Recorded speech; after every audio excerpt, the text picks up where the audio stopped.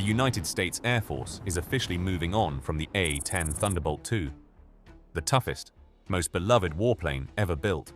They say it's a sitting duck in a modern war. They say they have better, faster, stealthier tools. But if you're a soldier in a foxhole and the enemy is 50 yards away, those better tools might actually be a death sentence. Today on Armored Geeks, we're breaking down the A-10 replacement math, the political tug-of-war keeping it alive, and the critical scalpel gap the Pentagon isn't talking about. Stick around, because the numbers tell a story the debate doesn't. To understand what's at stake, you have to understand where the A-10 came from. It was born out of necessity. During Vietnam, American troops were getting chewed up in close combat, and the fast jets flying overhead couldn't help. An F-4 Phantom screaming by at 500 knots couldn't tell a friendly from an enemy at treetop level, leading to casualties from their own air support. So the Air Force launched the AX program with one question. What if you built a plane around a gun? Not a fighter that happens to carry a gun that happens to have a plane attached. The result was the GAU-8/A Avenger, a 7-barrel 30mm Gatling cannon the size of a Volkswagen Beetle. It fires 3,900 rounds per minute of depleted uranium slugs that can shred a Soviet main battle tank. The A-10 was literally designed around this weapon. The nose landing gear is offset to the right because the gun sits dead center. Now, since this is Armored Geeks, let's talk about what makes these rounds special. Because the engineering is remarkable. Each round leaves the barrel at 1,013 meters per second, with roughly 203,000 joules of muzzle energy. For context, that's about 10 times the energy of a .50 caliber BMG round.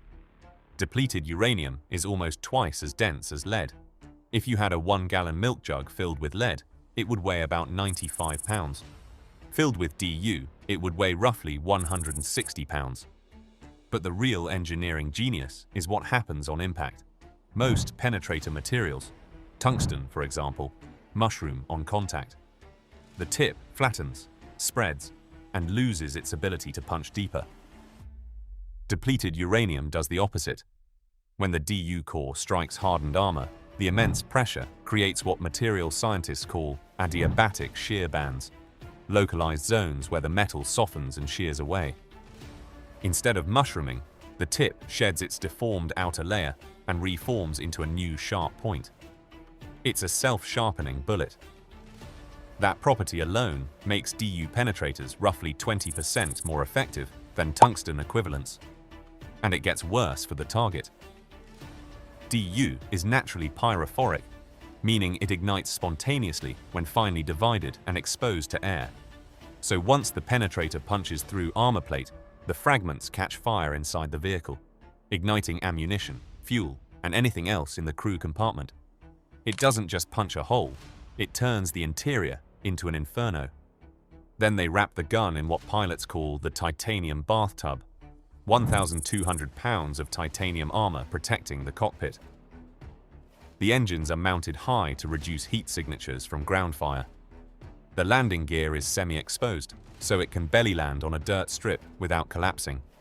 Redundant hydraulic systems, manual flight reversion, self-sealing fuel tanks. This airplane was designed to get shot and keep flying. And for nearly 50 years, it has done exactly that. Now, before the retirement debate, there's something most people don't realize. The A-10 flying today is not the airplane that rolled off the line in the 1970s. The original A-10A was analog, steam gauges, iron bombs, and the gun. Starting in 2005, the Air Force converted all 356 airframes to the A-10C standard under the Precision Engagement Program. The upgrade added a glass cockpit, a Scorpion helmet-mounted cueing system, and the ability to employ JDAMs, laser-guided bombs, and GPS-guided weapons, transforming the Warthog into a precision striker. Software updates have continued pushing the envelope. And as of early 2026, select A-10Cs carry Link 16, plugging the Warthog directly into the same tactical network as the F-35. F15 EX, and AWACS. Boeing also delivered 173 new wing sets rated for 10,000 flight hours, with 112 more under contract, structurally viable into the 2030s. If you've ever looked at an A-10 recently and thought the nose looked like a snake, you're not imagining things. That serpentine design belongs to the 163rd Fighter Squadron, part of the Indiana Air National Guard's 122nd Fighter Wing, nicknamed the Blacksnakes. The name traces back to the American Revolutionary War. Major General Anthony Wayne, the namesake of Fort Wayne, Indiana, was known for having his troops lie flat and wait for the perfect moment to strike. Native Americans called him the Black Snake for this ambush-style patience. When the Warthog retires, those markings likely go with it. The F-35 stealth coatings can't be painted over. Here's the irony that frames this entire debate. The Air Force spent over $2 billion and a full decade building the A-10C. The hardware can fly into the 2030s. The upgrades make it more lethal and connected than at any point in its history. Then the 2026 budget didn't include the roughly $423 million needed for sustainment. Not all planned upgrades were completed. And the Air Force's position is that no amount of modernization changes the survivability problem against modern air defenses. To be fair, the Air Force's argument has substance. The A-10 was designed to fight Soviet tanks in the Scalpel Gap. The current planning scenario is a peer conflict. China in the Pacific, Russia in Eastern Europe, where modern integrated air defenses change everything. A Russian S-400 can detect an aircraft at 300+ miles and engage at nearly 250. The A-10 cruises at 340 knots with a radar cross-section about as subtle as a billboard. They built the Super Warthog to last until 2035. Then they decided to retire it by 2029. So what's replacing the Warthog? The Air Force isn't giving the close air support mission to one plane. They're splitting it across 4 platforms. Here's the channel's breakdown of how the mission portfolio is being divided. Number 1. The F15 Eagle II. This is the new bomb truck.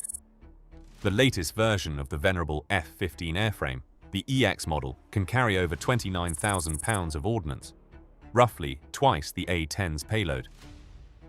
It has 12 hardpoints for air-to-ground weapons, including Joint Direct Attack munitions, small-diameter bombs, and the new Stormbreaker glide bomb. It flies at Mach 2.5 and carries the EPAWSS Electronic Warfare Suite. But here's what it doesn't have: titanium armor, redundant flight controls, a 30mm cannon, the ability to loiter low and slow for 6 hours over a battlefield. The F-15 EA-6 is a high-altitude precision striker, not a mud fighter. Number 2. The F-35, a Lightning II, the invisible ghost. The F-35's selling point is sensor fusion and stealth. It can detect and engage targets from 15 miles or more before the enemy knows it's there. Its targeting pod can identify a vehicle type from high altitude, and it carries a range of precision-guided munitions. The Air Force argues this is actually better close air support, killing the threat before it ever gets close to friendly troops. And in contested airspace, that may be true. But as the data will show, the picture changes when the fight isn't tidy. Number 3. Collaborative Combat Aircraft, the CCA Drones. This is the most futuristic piece.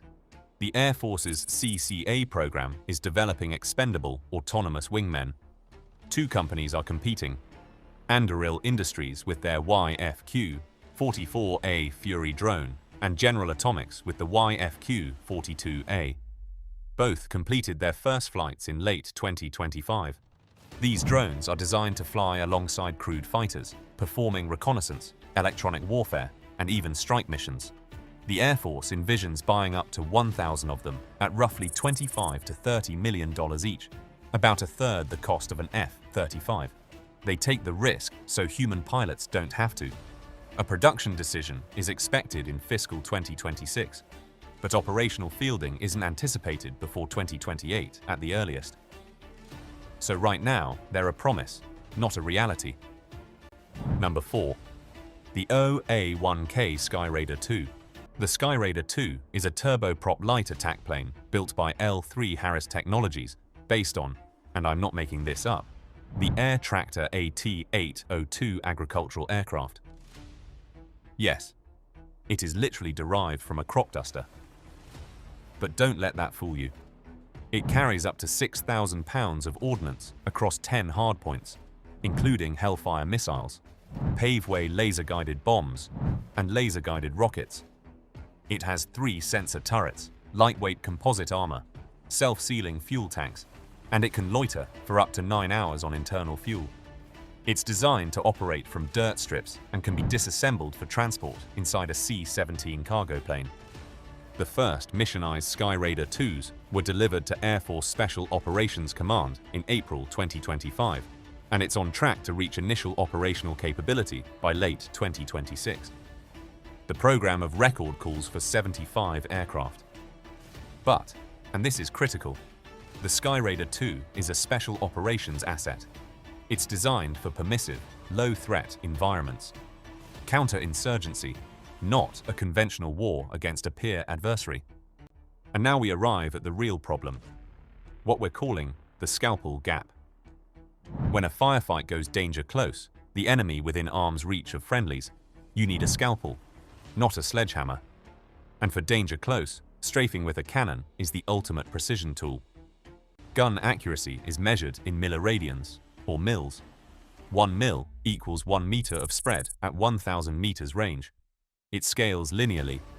Double the range, double the circle. The A10's GAU-8 Avenger has a 5 mil dispersion. At 4,000 feet, 80% of rounds land in a 40-foot circle, about the size of a large living room. Each round weighs 14 ounces. Think a can of soda. And includes depleted uranium armor-piercing cores that kill main battle tanks. The gun sits dead center on the aircraft's belly, angled downward. It was designed from day one to shoot at the ground. The F15 EX's M61 Vulcan, 8 mil dispersion, 60% wider. And here's the big one. The Vulcan is mounted with an upward cant because it was designed for dogfighting, not strafing. Then there's speed. The A10 flies at 120 knots. The F-15's minimum safe strafing speed is 250 plus. At twice the speed, every pass is a snapshot, not a sustained engagement. And the A10 has 1,200 pounds of titanium armor to absorb ground fire. The F-15 has none. The F-35A, its GAU-22, carries 182 rounds, roughly 3 seconds of trigger time. The Pentagon's own test office called its accuracy unacceptable in 2020. Even if that's fixed, its smallest bomb, the GBU-39, has a 150-meter frag radius. If the enemy is 50 yards from friendlies, you cannot drop it. The CCA Drones carry no gun. The OA-1K Skyraider carries precision rockets, but no cannon. Nothing in the inventory replicates it, especially for 2 main reasons: the 30mm GAU-8 gun and the depleted uranium ammunition. And in 2026, the Air Force is trying to perform surgery with a laser-guided grenade launcher.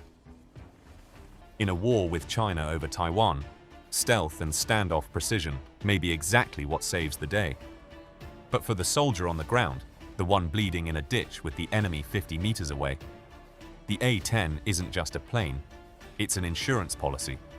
It's the one aircraft in the American inventory specifically designed to put itself between danger and the troops it's protecting. An insurance policy isn't retired because the holder hopes it's never needed. It's retired when there's something better. And right now, for the danger close mission, there isn't.